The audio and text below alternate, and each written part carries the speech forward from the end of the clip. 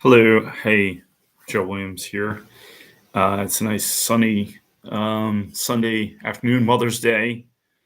The crosses behind me were my mother's. Actually, she's Catholic, kinda. Anyway, I want to talk about one of the worst experiences I had, and I'm not sure exactly what I can even do about it except talk about it.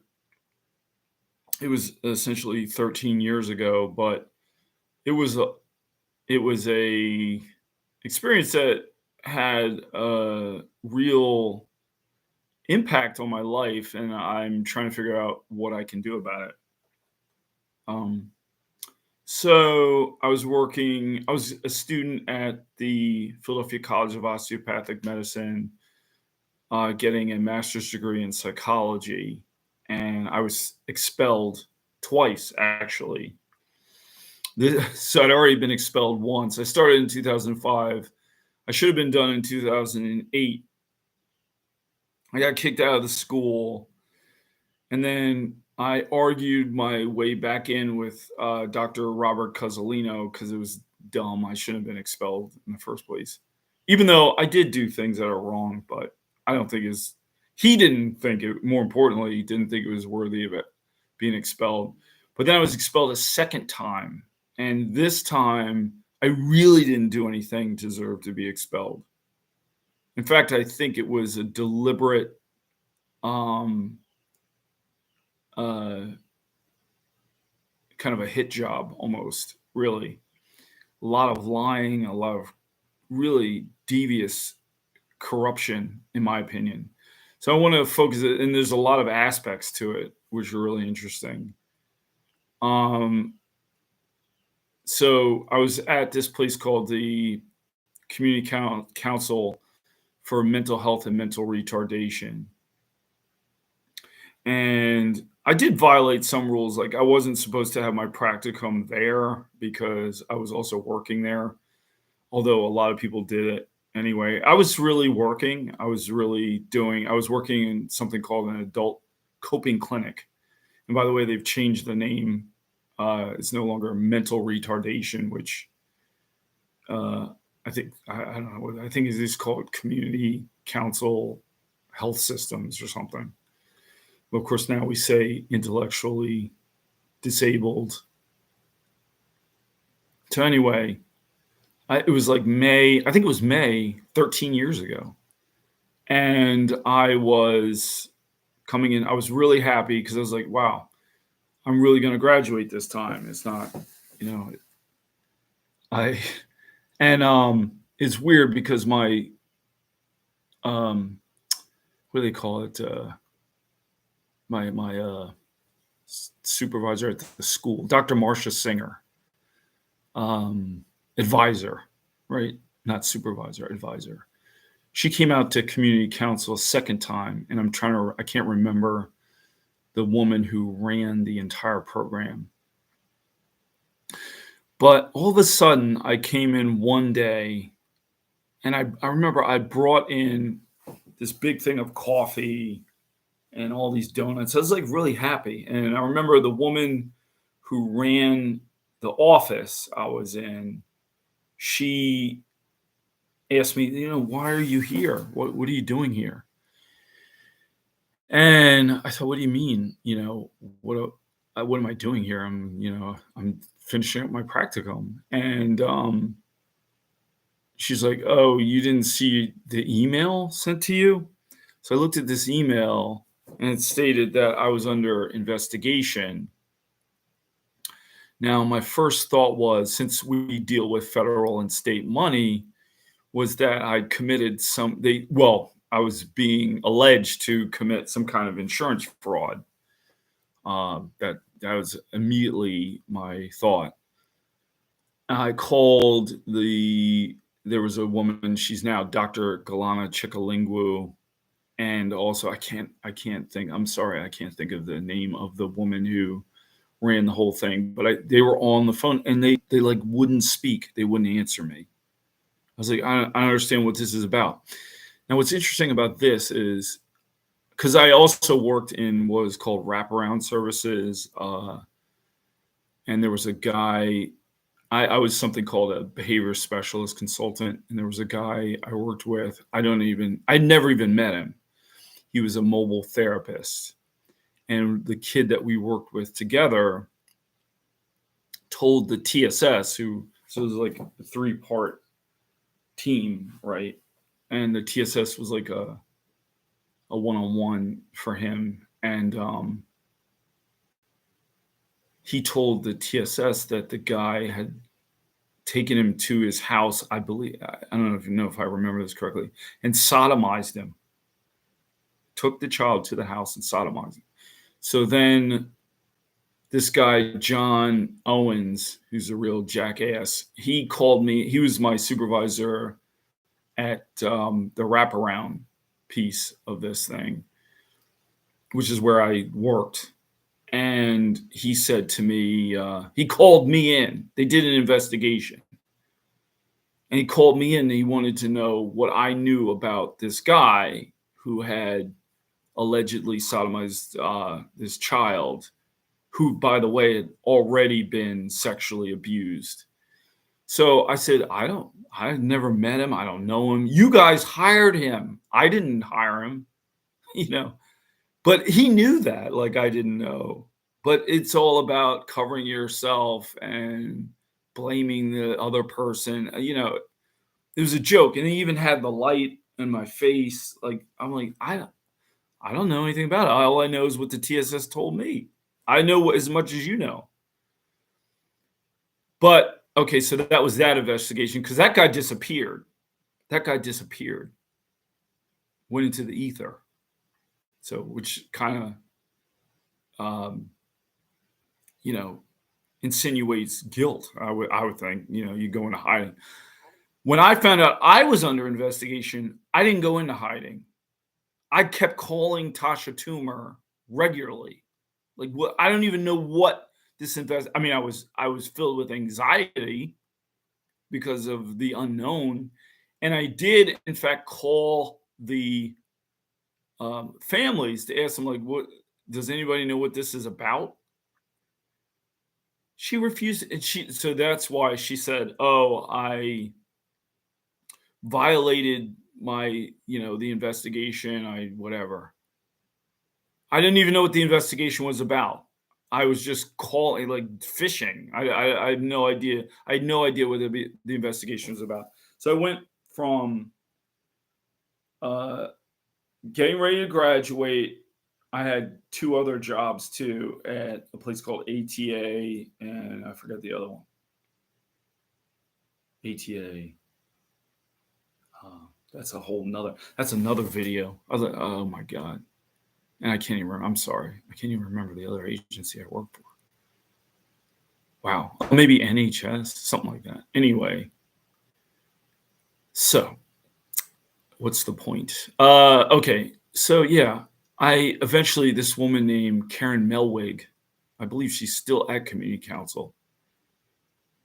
She sent me a letter, said, "Oh, we got to sever ties for you. The investigation was founded." So I got kicked out of PCOM a second time. I lost my job, and I was going to buy a house. I was going to buy my uncle's house, my uncle Gary, in Williamstown, New Jersey, and so that didn't happen. I had gotten approved for a loan from the bank, so that was ruined. My entire life was completely ruined. And I still am in debt for my education. It's just horrifying. I hired this lawyer. My uncle Gary had died, which is why I wanted to buy his house. Buy it from my cousin and my brother. Buy them out, in a way. It didn't happen. I was unemployed. I had the majority of a degree, but no degree. I'd done pretty much all the work for the degree, but I had no degree. Okay. So I hired this lawyer. It cost me like $4,500. I don't think he was a particularly good lawyer, frankly. horrible. It is horrible. In fact, my experience with lawyers has been pretty bad. Anyway, so he talks to the lawyer at community council for mental health and mental retardation, and they said something along the lines. So, she didn't even have the decency. It doesn't matter. It doesn't matter if you lie. It doesn't matter if you don't really do an investigation. Who cares? It's just ruining somebody's life. Who cares? It's I to this day I can't. I really don't like people in human resources at all. Yeah, oh God. Anyway, so he says that I had sex with the adult sister of one of the kids I was working with. Now, first of all, it's completely a lie. It never happened. And if Tasha Toomer would have bothered to talk to me for 5 minutes, I think it would have been. I don't think it would have been. I know it would have been. Clear that I did not have sex with any. I don't even. First of all, I didn't even know what they're talking about. There was one person who I think would make up a story like that, but I never got to confront not necessarily the person, but the allegations. No, what kind of investigation is that? It's just evil. To me, it's evil. It's evil. Anyway, so yeah, and also that I was talking about sex a great deal in my working at the adult coping clinic. Apparently, I was talking. I'm because I'm like really sexual. Now, the fact of the matter is, that part was true. However, there's a caveat, and a rather important one. I wasn't talking about sex for any prurient reason, or it wasn't titillating to me. The kind of sex that I was talking about, because working with children, I didn't really talk about sex very often because most of them are not having sex, right? Some of the teenagers were, and but in the adult coping clinic, it was a regular topic. Now, but you have to clarify when you're talking about sex, you're talking about rape. And so we were talking about, for example, a guy's brother sexually assaulted him. Okay. And decades later, he still had a sort of love-hate relationship with his brother, who, by the way, was famous. His brother was famous. Really nice man, but it was impacting his life. At that time, I did not know what to do. I honestly did not know. I was trained. I was literally in a training program to learn how to become a therapist. So I brought it up in our class that we were supposed to, like, there was a class that went along with the practicum. And yeah, I brought up, because there was him, then there was a woman who was having sex with her father. Okay. She had had sex with her father for, I forgot how long, but the thing that blew my mind was that she was sad that she was no longer having sex with her father, and that he started dating an adult woman. And in her case, it was decades later, and she's still impacted by having sex with her father and having her father, quote unquote, break up with her. That really happened. That's incredible. That was, I do find the mental health really fascinating. And again, in that case, I had no idea what to do. I had a 19-year-old client. I remember he actually started to convulse in the room. Like it's almost like he blacked out. And I didn't know what to do in that case either. And I remember telling my supervisor I wish I had her name on hand, excuse me, but she said, "Oh, well," she introduced me to prolonged exposure, the work done by Edna Foa, which, by the way, I've subsequently done. I tried to turn lemons into lemonade, so to speak, after this horrifying experience, one of the worst experiences of my life. Those couple years were probably the worst experience of my life. So I went to volunteer for Women Organized Against Rape, um, which, by the way, used the work of Edna Foa. And I worked on their hotline, answering phone calls from home. And then I went to their rape clinic at Temple University Episcopal Hospital one time. Anyway, that so that's that was an interesting experience. I only went once, but anyway, back to what I was talking about. Yeah. Then there was my favorite. Now, was I interested in this sexually? No, I was interested in this next story because it was just bizarre. Like, it has to do with schizophrenia, paranoid schizophrenia. There was a woman, very nice lady. And that was another thing I noticed. There were a lot of African American, Italian people who came in, which is kind of like me. I didn't realize I too am African American and Italian, along with British. I'm going to post something about my 23andMe. But anyway, it appeared that there were a lot of Italian men who had these like side African American families in West Philadelphia, maybe. There was an Italian community in West Philadelphia. I actually dated somebody who's from that community. But anyway, she had schizophrenia, and she believed that her next door neighbor was shocking. And I'm not making this up. This is not because I am interested in sex. This is what she said. Okay. And as the therapist, I was dealing with the issues that she brought in. She believed that her next door neighbor, who she believed, or at least claimed, was a drug dealer, was electrically shocking her vagina while she's on the toilet, that he was monitoring her. And I can't even remember. And the woman, I swear to God, she brought in stacks of documents showing, I think she was talking about nanobytes and all. Like, I was like, what are you talking about? I went out and I bought a book on cognitive therapy for schizophrenia because I didn't know what to tell this woman. Because I would say, okay, it's not possible. What you're saying is not physically possible.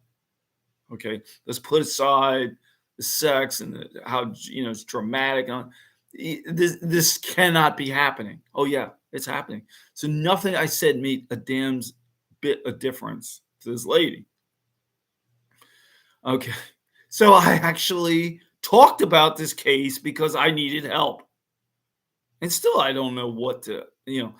Later I remember I was talking to I was working with a psychiatrist at Temple Episcopal. And there was a guy who had schizophrenia, and I tried to talk to him. And she said, "You know what? You go and talk to him all you want, and I'll get him the medication, and then I'll talk to him when he is lucid."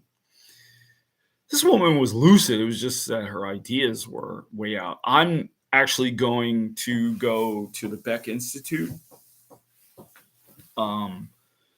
this fall, hopefully, and do 10 weeks of supervision. Because I really like cognitive therapy. It's something my dad told me about, actually. And, I found it helpful personally. But, yeah. So I want to find out what really can they do with schizophrenia. But anyway, back to the story.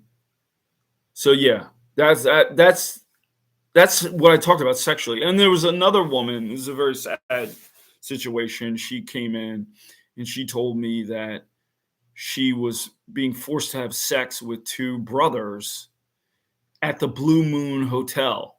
Now, I knew a lot about the Blue Moon Hotel because I actually grew up with the owner, or at least the former owner's son, and I'd been in the Blue Moon Hotel. It was one of these like you can pay by the hour type situations. And so she felt as though she was kidnapped and that she was being exploited. You think that sexually excites me? It doesn't. I'm not for human rights violations. I'm not for sex trafficking or whatever. I'm not for hurting people. I'm not for incest and rape. In fact, that's another thing. I went on to get certified in trauma focused CBT, which allowed me, I'm going to do the problematic sexualized behavior program, which I think is through the NCA. I think the University of Oklahoma offers it. So unfortunately, it's a topic that comes up quite often. And I think labeling me, it was very hurtful because, first of all, I would never have sex with anyone in any way related to my clients any way, shape, or form. I don't even need like an ethical board to tell me that. Like, I know that's wrong, and I would never do it. And also, I'm a very loyal person. I don't go around having sex randomly. I'm very exclusive, and I frankly wasn't having sex at all at that time. Not at all. I was focused strictly on graduating, studying, and buying my uncle's house. I was trying to move on with my life. So it is really evil. I think it's evil. Just a liar. Just the mendacity. And to me, she knew she didn't have an investigation. And I saw her after that, and she just like looked at me like, "Oh, he's still working?" And won't speak to me now. It's disgusting. Because I wouldn't lie. I don't lie like that. I don't lie on other people like that. I can't even comprehend it. What kind of a person does something like that? But they're out there, and I'm not done. I don't think anybody's going to watch this video, but I'm going to keep talking. Thank you.